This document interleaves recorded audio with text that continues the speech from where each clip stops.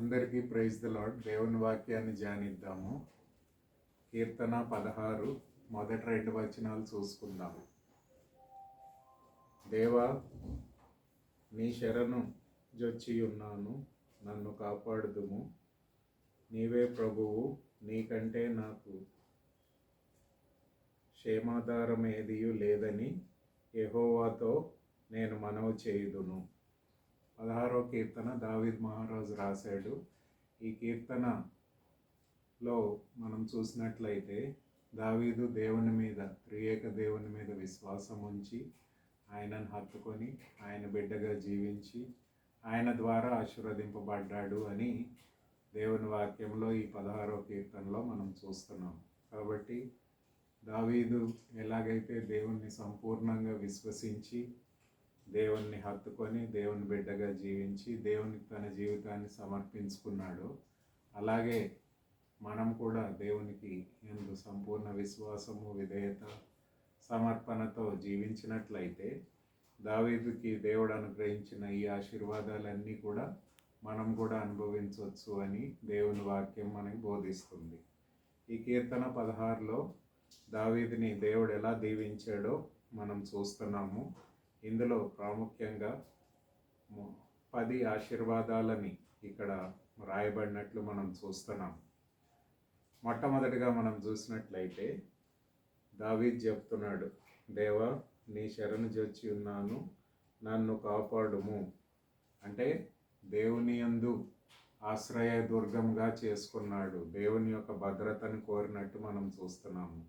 ఈ లోకంలో మనకు భద్రత లేదు, కానీ దేవుణ్ణి హత్తుకొని ఆయన బిడ్డలుగా జీవించిన వారికి దేవుడు ఆశ్రయ దుర్గంగా ఉంటాడు, భద్రతను కలుగజేస్తాడు అని దేవుని వాక్యం మనకు బోధిస్తుంది. అనేక మంది శత్రువులను దావీదును చుట్టుముట్టి ఉండగా అనేక మంది ఆయన్ని చంపాలనుకున్నప్పటికీ దేవుడు ఆయనని కాపాడి భద్రపరిచి ఆయన ఎటువంటి ఇబ్బంది కలగకుండా దావీదును భద్రపరిచాడు. కాబట్టి దేవుని యొక్క ఆశ్రయదుర్గంగా చేసుకున్నాడు, దేవుని యొక్క భద్రతను తన జీవితంలో అనుభవించాడు అని దేవుని వాక్యంలో చెప్పబడి ఉంది. కాబట్టి రెండవ ఆశీర్వాదం చూడండి, నీవే ప్రభుడవు, you are the lord, you are the refuge and protection. నీవే నా యొక్క భద్రతను కలిగజేయవాడు నీవే. అంతేకాకుండా నీవే ప్రభువు అని చెప్తున్నాడు. ఈజ్ ద లార్డ్, దేవుడు ప్రభు అయి ఉన్నాడు అని దేవుని వాక్యంలో మనం చూస్తున్నాం. యేసు ప్రభు గురించి అపోస్తులైన పౌలు కొలసీలకు రాసిన పత్రిక 1వ అధ్యాయము 15 నుంచి 20 వచనాల్లో మనం చూసినట్లయితే అక్కడ సమస్తాన్ని దేవుడు యేసు ప్రభు ద్వారా, దేవుడు యేసు ప్రభు తండ్రి అయిన దేవుడు, కుమారుడైన దేవుడు, పరిశుద్ధాత్మ దేవుడు, అంటే యేసు ప్రభు ద్వారా దేవుడు సమస్తాన్ని సృష్టించాడు, సమస్తాన్ని పరిపాలిస్తున్నాడు, సమస్తాన్ని భద్రపరుస్తున్నాడు, సమస్తానికి ఆయన అధికారి అయి ఉన్నాడు. కాబట్టి is the lord of all అని మనం చూడవచ్చు. కాబట్టి దావీదు దేవుణ్ణి ప్రభువుగా కలిగి ఉన్నాడు కాబట్టి దేవుడు ఆయన్ని కాపాడి భద్రపరిచి నడిపించి దీవించి ఆశీర్వదించాడు. ఆయనకి ప్రతి విషయంలో ఆయన దేవుని యొక్క నడిపింపును తన జీవితంలో పొందుకున్నాడు అని దేవుని వాక్యంలో చూస్తున్నాం. మూడవది చూసినట్లయితే గుడ్నెస్, మంచితనము. నీకంటే నాకు క్షేమాధారమేమియూ లేదు అని యెహోవాతో నేను మనవి చేయుదును. అంటే ఇక్కడ మనం చూసినట్లయితే దేవుడు ప్రభువే కాదు, కానీ ఆయన మంచివాడు. మంచితనం అంతయు కూడా దేవునిలో మనం కనుగొనవచ్చు. కాబట్టి ఆయన మంచివాడు కాబట్టి మంచి ఈవులను, ఆశీర్వాదాలని ఆయన అనుగ్రహిస్తాడు అని దేవుని వాక్యంలో మనం చూస్తున్నాము. కాబట్టి దేవుడు మంచితనాన్ని దావీదు అనుభవించాడు అని దేవుని వాక్యంలో చూస్తున్నాము.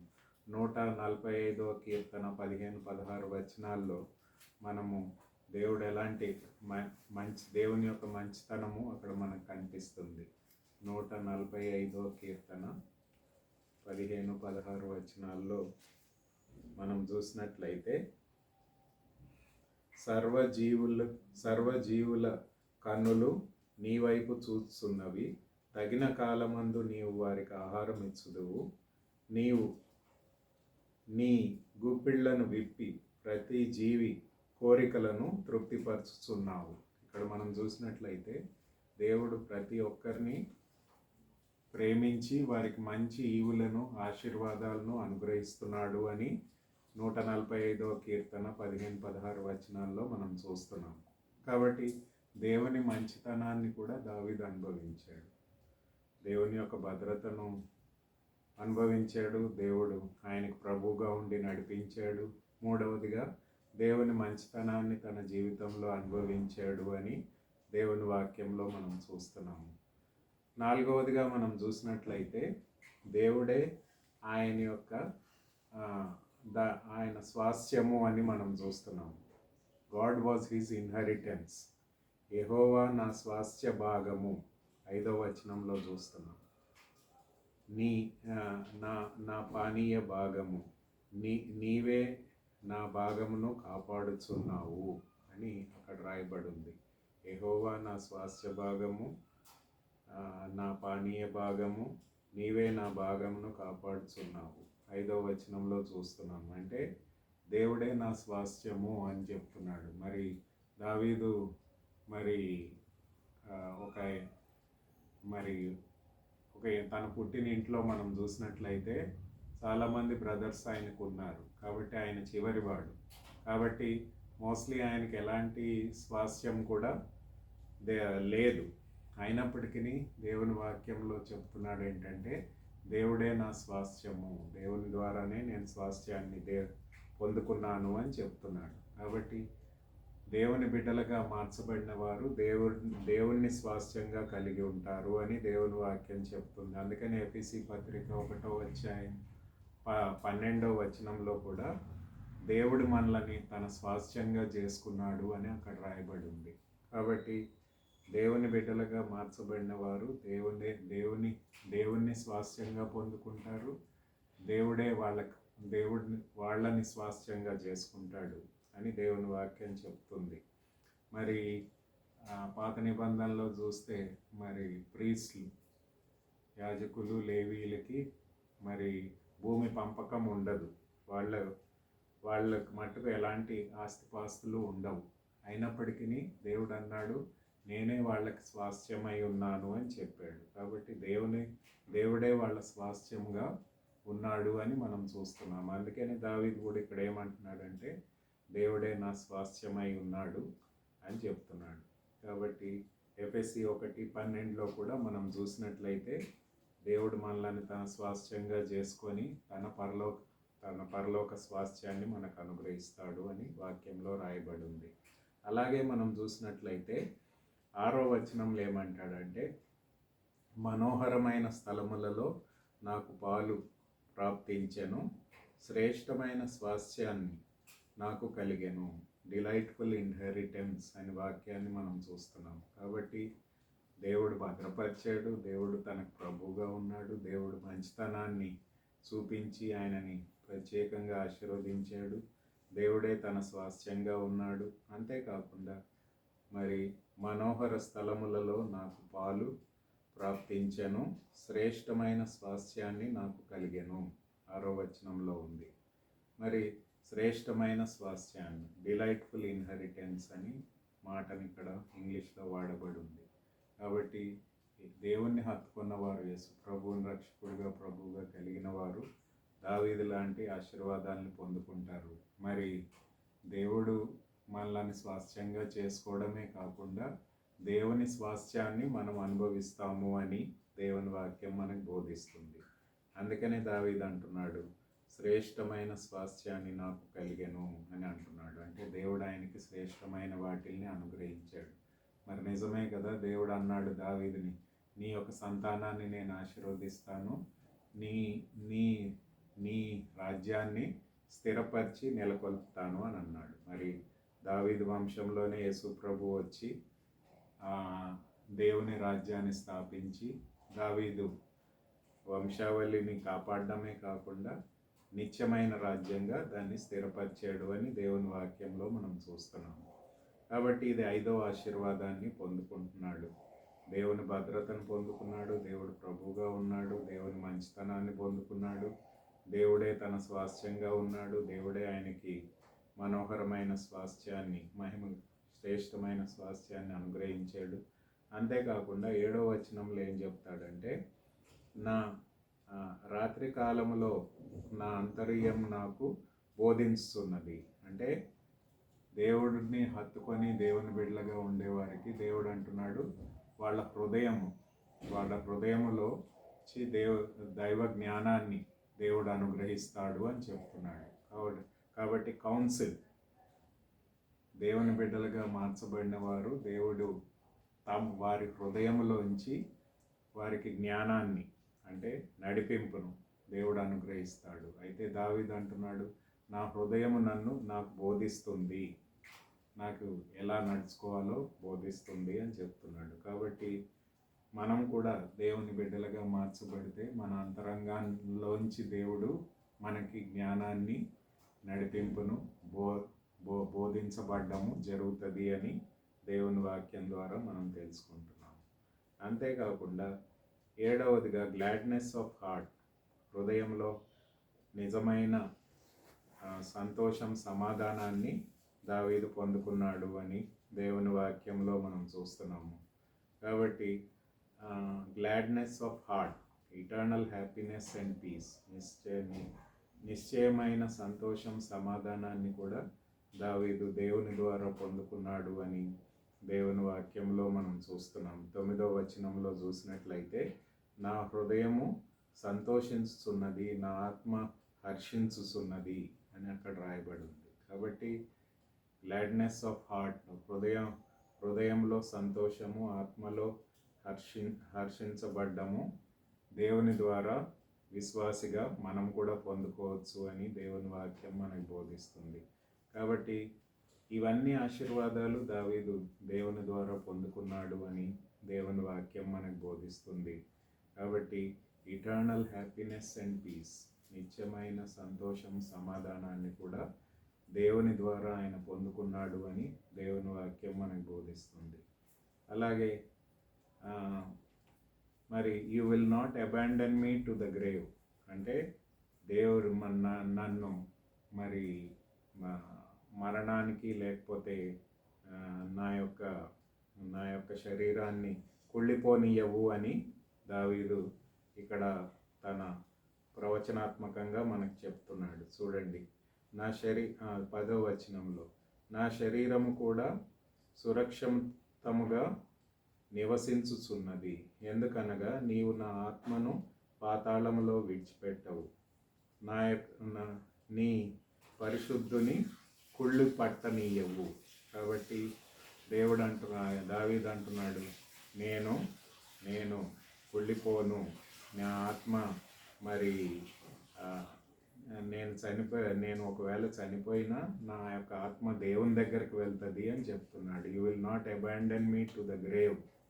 కాబట్టి నన్ను ఈ భూస్థాపనకి అర్పించవు, కానీ నా శరీరం కుళ్ళిపోకుండా నిరంతరం ఉంటుంది అని చెప్తున్నాడు. మరి దేవుని వాక్యంలో మనం చూసినట్లయితే 1 తెస్సలోనిక 4:16-17 వచనాల్లో, యేసు ప్రభువుని నమ్ముకొని అంగీకరించిన వారు భౌతికంగా చనిపోయినా వారి ఆత్మ దేవుని సన్నిధికి వెళ్తుంది, దేవునితో పాటు ఉంటుంది. అంతేకాకుండా యేసు ప్రభు రెండోసారి మధ్యాకాశంలో వచ్చినప్పుడు వాళ్ళ శరీరం కూడా ఆత్మ చేత ఐక్యపరచబడి, శరీరంతోనూ ఆత్మతోనూ మనం దేవుని సన్నిధిలో నిత్యము నివసిస్తాము అని దేవుని వాక్యం చెప్తుంది. 1 తెస్సలోనిక 4:16-17 వచనాల్లో మనం చూస్తాము. అంటే నీతిమంతుడిగా, దేవుని బిడ్డగా మార్చబడినవాడు చనిపోయినను బ్రతుకును. అంటే మనము దేవుని సన్నిధికి మన ఆత్మ వెళ్తుంది. యేసు ప్రభు వచ్చాక మన శరీరం కుళ్ళిపోకుండా మరి మన సమాధిలోంచి లేవనెత్తబడి మన ఆత్మతో ఐక్యపరచబడి దేవునితో పాటు నిత్యము నివసిస్తుంది. మహిమగల శరీరాన్ని మనం పొందుకుంటాము అని దేవుని వాక్యం చెప్తుంది. అందుకనే అంటున్నాడు దావీదు, నా యొక్క శరీరం కుళ్ళిపోనీయవు, సమాధిలో దాన్ని ఉంచవు అని చెప్తున్నాడు. ఇది దేవుడు అనుగ్రహించే 8వ ఆశీర్వాదం. 9వ ఆశీర్వాదం ఏంటంటే జాయ్ ఇన్ యువర్ ప్రెజెన్స్ 11వ వచనంలో నీ సన్నిధిలో సంపూర్ణ సంతోషము కలదు. కాబట్టి దేవుని సన్నిధి మనకి తోడై ఉన్నట్లయితే మనం ఎల్లప్పుడూ కూడా ఆనందంగా జీవించగలుగుతాం. దేర్ ఈజ్ స్పిరిచువల్ జాయ్, ఆత్మీయమైన ఆనందాన్ని మనం పొందుకుంటాం. అందుకనే పౌలు అంటాడు ఫిలిప్పీ 4:4, దేవుని యందు ఆనందించుడి, మరలా చెప్పుదును ఆనందించుడి. అంటే దేవుని సన్నిధిలో దేవుని బిడ్డలుగా మనం జీవించినప్పుడు దేవుని యొక్క నిత్య ఆనందాన్ని ఆత్మీయంగా శారీరకంగా మనం పొందుకుంటాము అని దేవుని వాక్యం మనకు బోధిస్తుంది. ఇది 9వ ఆశీర్వాదం. 10వ ఆశీర్వాదం ఏంటంటే there will be eternal pleasures at your right hand. అంటే చూడండి, నీ కుడి చేతిలో నిత్య సుఖములు కలవు. ఇది 10వ ఆశీర్వాదం. కాబట్టి దేవుణ్ణి హత్తుకున్న వారు నిశ్చయంగా ఆనందదాయకమైన జీవితాన్ని ఈ భూలోకంలోనే కాదు కానీ ఈ భూలోకాన్ని విడిచిపెట్టాక పరలోకంలో కూడా జీవిస్తారు అని దేవుని వాక్యం మనకు బోధిస్తుంది. కాబట్టి ఈ 10 ఆశీర్వాదాలని దావీద్ మహారాజు పొందుకున్నాడు. దేవుని యందు విశ్వాసం ఉంచాడు, దేవుని వాక్యానికి విధేయత చూపించాడు, దేవునికి తన జీవితాన్ని సమర్పించుకున్నాడు. కాబట్టి దేవుని యొక్క భద్రతను పొందుకున్నాడు, దేవుడు ఆయన ప్రభువుగా ఉండి నడిపించాడు, దేవుని యొక్క మంచితనాన్ని పొందుకున్నాడు, దేవుడే తన స్వాస్థ్యంగా ఉండి నడిపించాడు, దేవుడు ఆయనకి శ్రేష్టమైన స్వాస్థ్యాన్ని అనుగ్రహించాడు. తన హృదయము ఆయనకి ఎల్లప్పుడూ బోధిస్తూ దేవుని యొక్క నడిపింపును ఆయన పొందుకున్నాడు. అంతేకాకుండా గ్లాడ్నెస్ ఆఫ్ హార్ట్, నిత్యమైన సంతోషాన్ని సమాధానాన్ని పొందుకున్నాడు. మరి అంతేకాకుండా దేవుడు ఆయన శరీరాన్ని మరి కుళ్ళిపోకుండా భద్రపరిచి దేవుని సన్నిధిలోనికి ఆయన్ని చేర్చాడు. నిత్యమైన ఆనందాన్ని పొందుకున్నాడు. నిత్యమైన స్వాస్థ్యాన్ని అంటే నిత్యమైన ఇటర్నల్ ప్లెజర్స్ అంటాం, నిత్యమైన ఆనందాన్ని తన జీవితంలో పొందుకున్నాడు అని దేవుని వాక్యం చెప్తుంది. కాబట్టి ఈ ఆశీర్వాదాలన్నీ కూడా యేసు ప్రభు ద్వారా మనం కూడా పొందుకోవచ్చు అని దేవుని వాక్యం చెప్తుంది. మెసయానిక్ సామ్ అంటాం, అంటే యేసు ప్రభువుని ఉద్దేశించిన కీర్తన అని మనం చూస్తున్నాము. మరి ఇక్కడ మనం చూసినట్లయితే మనం ఈ ఆశీర్వాదాలు పొందుకోవాలంటే మనం ఏం చేయాలి? పాపినైన దావీదుకి దేవుడు ఈ ఆశీర్వాదాలను ఇచ్చాడు. మనం కూడా పాపులమే, అందరూ పాపం చేసి దేవుడిచ్చే మహిమను పొందలేకపోతున్నారు అని దేవుని వాక్యం చెప్తుంది. కాబట్టి మనం కూడా మొట్టమొదటిగా పశ్చాత్తాప పొందాలి. అంటే మన పాపాలు ఒప్పుకొని దేవుని వైపు తిరగాలి. 1 యోహాను 1:9 మనం చూస్తాము. రెండవదిగా యేసు ప్రభువుని మన రక్షకుడిగా ప్రభువుగా స్వీకరించాలి. యోహాను సువార్త 1:12 ఎవరైతే ఆయన అంగీకరిస్తారో ఆయన కుమారులు కుమార్తెలుగా చేయబడతారు. మూడవదిగా ఆయన వెంబడించేవారుగా ఉండాలి. యోహాను సువార్త 10:27 మనము నా గొర్రెలు నా స్వరం వినును, నన్ను వెంబడించును అని రాయబడింది. అంతేకాకుండా 4వదిగా ఇక్కడ 8వ వచనంలో చూడండి ఏమంటాడంటే, సదాకాలము యెహోవా యందు నా గురి నిలుపుకొనిచున్నాను అని అంటున్నాడు. ఇది మనం చేయాలి. అంటే మన కనుదృష్టి ఎల్లప్పుడూ కూడా యేసు ప్రభు మీద ఉంచాలి అని దేవుని వాక్యం చెప్తుంది. ఈ లోకం మీద మన కనుదృష్టి ఉన్నట్లయితే మనం నాశనానికి గురి అవుతాము. కానీ దేవుని మీద మన కనుదృష్టిని పెట్టాలి. హీబ్రూ పత్రిక 12:2 కూడా అదే అంశాన్ని మనం చూస్తాము. హీబ్రూ పత్రిక 12:2 కూడా ఇదే అంశాన్ని చూస్తాము. చూడండి ఒకసారి. హెబ్రీ పత్రిక 12వ అధ్యాయం 2వ వచనంలో ఇట్లా ఉంది, మనము కూడా ప్రతి భారమును సులువుగా చిక్కులు పెట్టు పాపమును విడిచిపెట్టి విశ్వాసమును కర్తయు దాన్ని కొనసాగించువాడైన యేసు వైపు చూస్తూ మన ఎదుట ఉంచబడిన పందెములో ఓపికగా పరిగెట్టుదుము. ఆయన తన ఎదుట ఉంచబడిన ఆనందం కొరకు అవమానమును నిర్లక్ష్య పెట్టి సిలువను సహించి దేవుని సింహాసనం యొక్క కుడిపార్శ్వమున ఆసీనుడై ఉన్నాడు.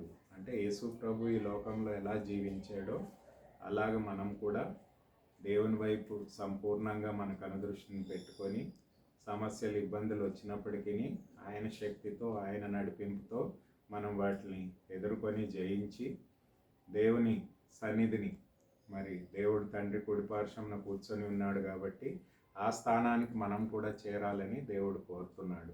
అలాంటి అనుభవంలోనికి మనం కూడా రావాలి. అంతేకాకుండా 3వ వచనంలో ఏమంటాడంటే హ్యావ్ నో అదర్ గాడ్, అంటే ఇంకా వేరే దేవుళ్ళు ఎవరిని కూడా కలిగి ఉండొద్దు. నే నే 3వ వచనం చూడండి, కీర్తన 16:3. నేను నేను నీలాగుందును, భూమి మీద ఉన్న భక్తులు శ్రేష్ఠులు, వారు నాకు కేవలము ఇష్టులు. అంటే విశ్వాసులని దావీదు ప్రేమించాడు. అంటే దేవుణ్ణి హత్తుకునే వారిని ప్రేమించి వారితో సహవాసం చేయడానికి ఇష్టపడ్డాడు. మరి అవిశ్వాసులు అంటే త్రియేక దేవుణ్ణి కాకుండా వేరే దేవుణ్ణి ఒకవేళ మనం హత్తుకుంటే మనం అనేకమైన శ్రమలను, ఇబ్బందులను ఎదుర్కోవాల్సి వస్తుంది అని ఈ 4వ వచనంలో మనం చూస్తున్నాం. కాబట్టి త్రియేక దేవుడైన తండ్రి అయిన దేవుడు, కుమారుడైన దేవుడు, పరిశుద్ధాత్మ దేవుడు మనం హత్తుకున్నట్లయితే ఇంకా వేరే దేవుడిని ఎవరిని కూడా కలిగి ఉండకపోతే దేవుని యొక్క ఆశీర్వాదాలను మనం పొందుకుంటాము అని ఇక్కడ రాయబడి ఉంది. అంతేకాకుండా ఆయనను సంపూర్ణంగా విశ్వసించి ఆయన శక్తిని మనం ఆశ్రయించే వారంగా ఉండాలి అని దేవుని వాక్యం మనకు బోధిస్తుంది. ఎప్పుడైతే మనం యేసు ప్రభుని విశ్వాసంతో రక్షకుడిగా, ప్రభువుగా స్వీకరించి మన కనుదృష్టిని సంపూర్ణంగా ఆయన మీద పెట్టుకొని ఆయనను వెంబడించే వారంగా ఉండి ఇతరుల దేవుళ్లను, విగ్రహారాధనను విడిచిపెట్టి దేవుణ్ణి హత్తుకునే వారంగా ఉన్నప్పుడు, ఆ విశ్వాసులతో సహవాసం కలిగి ఉన్నప్పుడు దేవుడు మనని కూడా దావీదు వలె ఆశీర్వదిస్తాడు అని దేవుని వాక్యం బోధిస్తుంది. దేవుడు మనకి ఆశ్రయదుర్గంగా భద్రతను అనుగ్రహిస్తాడు. ఆయన మన ప్రభువుగా ఉంటాడు. ఆయన మనకి మంచితనాన్ని, మంచి ఈవులు, ఆశీర్వాదాలను దయచేస్తాడు. మనల్ని తన స్వాస్థ్యంగా చేసుకుంటాడు. మనకి పరలోక స్వాస్థ్యాన్ని అనుగ్రహిస్తాడు. మన హృదయం మనకి బోధిస్తుంది. మరి అంతేకాకుండా నిశ్చయమైన సంతోషాన్ని, సమాధానాన్ని పొందుకుంటాము. మనము మరి ఈ లోకాన్ని విడిచిపెట్టాక మన సమాధిలో మన శరీరం కుళ్ళిపోదు, కానీ నిత్యమైన దేవుని దగ్గరికి మన ఆత్మ శరీరంతో కలిసి త్రియేక దేవుని యందు నిత్యము ఆనందించు జీవించడానికి దేవుడు మనల్ని ఏర్పాటు చేసుకున్నాడు. నిత్యమైన ఆనందాన్ని, నిత్యమైన ఆనంద ఆశీర్వాదాలని మనం దేవుని ద్వారా పొందుకుంటాము. దేవుడు యేసు ప్రభు పరలోకంలో తండ్రి కుడిపార్శ్వంలో కూర్చొని ఉన్నాడు కాబట్టి ఆయన స్థానానికి మనం చేర్చబడతాము. ఆయన ద్వారా ఈ ఆశీర్వాదాలన్నీ కూడా మనం పొందుకుంటాము అని దేవుని వాక్యం బోధిస్తుంది. కాబట్టి మనం ఎల్లప్పుడూ కూడా యేసు ప్రభువుని యందు విశ్వాసం ఉంచి ఆయన్ని హత్తుకొని మన కనుదృష్టిని ఆయన మీద పెట్టుకొని ఈ లోకంలో ఇతర దేవతలు కానీ విగ్రహాలను కానీ విసర్జించి దేవుని విశ్వాసులతో సహవాసం చేస్తూ దేవుణ్ణి ఘనపరిచే వారంగా ఉన్నప్పుడు ఈ ఆశీర్వాదాలన్నీ పొందుకొని దేవుడు మనల్ని దీవించి నడిపిస్తాడు. మన ద్వారా తన నిత్య ప్రణాళికను ఈ లోకంలో నెరవేరుస్తాడు. కాబట్టి మనము దేవుణ్ణి హత్తుకొని ఆయన బిడ్డలుగా జీవించి ఆయన ద్వారా వచ్చే ఆశీర్వాదాలన్నీ కూడా మనం పొందుకోవాలని దేవుని వాక్యం మనకు బోధిస్తుంది. అలాంటి కృపను, దీవెన, ఆశీర్వాదాన్ని దేవుడు మనకు అనుగ్రహించును గాక. ఆమేన్.